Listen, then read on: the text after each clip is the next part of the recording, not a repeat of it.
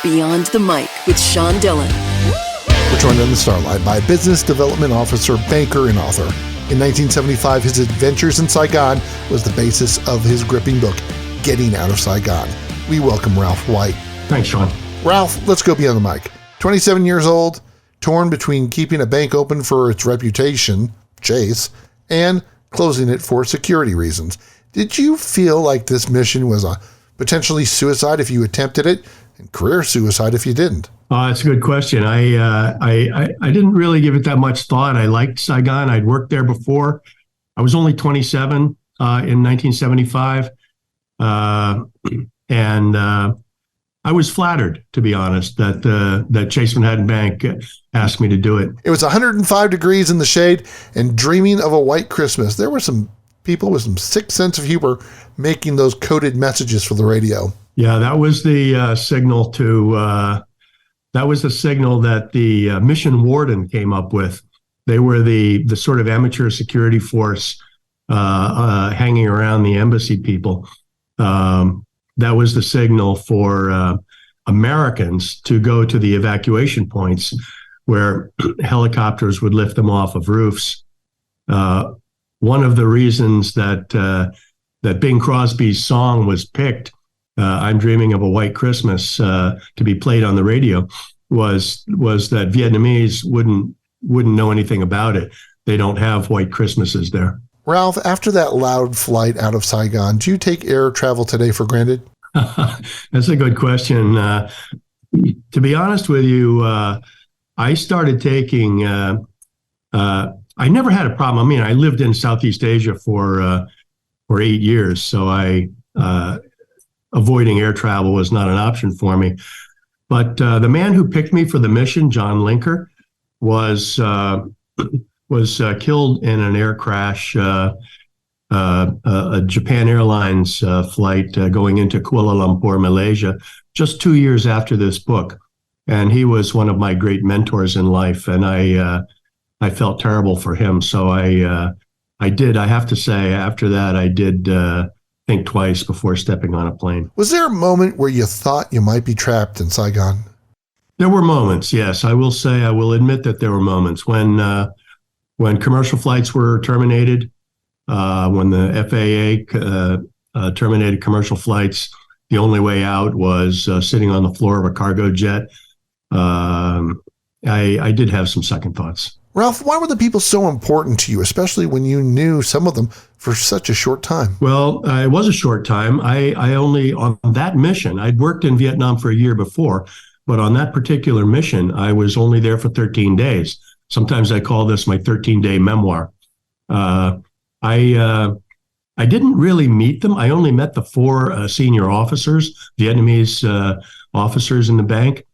They're the only ones I really knew face to face. The others and my secretary, I knew her name, but the rest of them, I didn't really know their names. How did I bond? It was, to be honest with you, to be perfectly frank, that familiarity was born more of my animosity toward the U.S. ambassador, Graham Martin.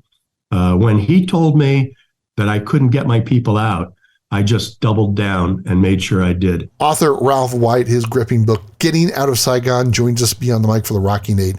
Ralph, all this is 8 random questions. Answer with the first thing that comes to your mind. There is no pressure. What is your favorite foreign currency? I think ringgit in Malaysia. What's your best memory as a cowboy of Litchfield High School? Oh, I was captain of the wrestling team. That's a standout for me. Where's the best place at Columbia University? Oh, the best place at Columbia is the faculty lounge. It's sumptuous. It puts you back in another century. So, who's the next great writer from the Columbia Fiction Foundry? Ooh, there's an old timer named Jack Berger, who's writing about bringing back the buffalo in order to bring back the Indians. And it's a hell of a story. Ralph, looking back, do you feel pity, anger, frustration at former U.S. Ambassador Graham Martin? You know, once I won that test of wills with Martin, I put him aside. I've got him in a little box that makes me happy to look at it now. I'm glad it's behind me. I'll never understand him. I think I'm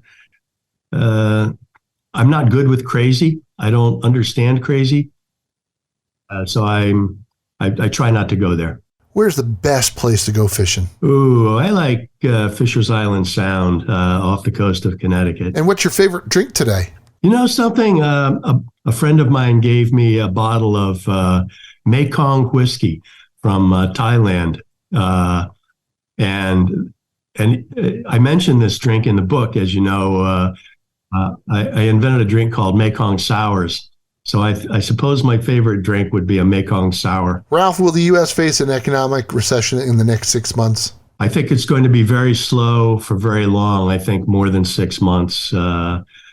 I've taken a lot of economics courses. I have an MBA from Columbia, and I'm watching the amateurism in the administration now, and it frightens me. Author of Getting Out of Saigon, Ralph White, joins us for one big question beyond the mic.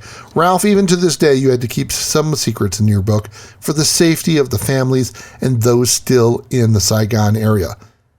How hard a decision was that? Well, for the first 6 years after the fall of Saigon, I continued working and living in Southeast Asia.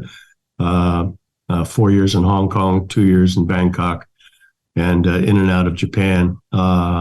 So I didn't really have an opportunity to. There was no temptation to spill the beans. One of my best friends was this fellow I called Jackson in the book, and I've kept his secrets for quite a long time. Why should people read this book? It's a slice of life. It's humorous. It tells an important story that really hasn't been told yet. How to understand where the phrase "the fall of Saigon" came from.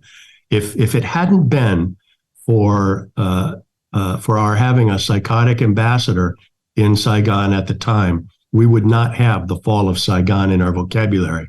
It would have been an orderly withdrawal, and we could have had peace with honor. Ralph, where can people find you online? Online, I'm on Facebook, and I have plenty of room for new friends. I have a website, ralphrobertwhite.com, that tells a lot more about the book.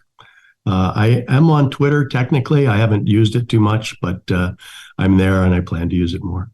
On Twitter, I'm White Ralph. He likes a great Mekong sour, looks forward to fishing at Fisher's Island, and wants you to read Getting Out of Saigon. Author Ralph White, thanks for taking the time to talk with us today. It was fun while it happened, and it was fun reliving it when I wrote it. Thanks for having me on, Sean. And that, my friends, is a Beyond the Mic shortcut.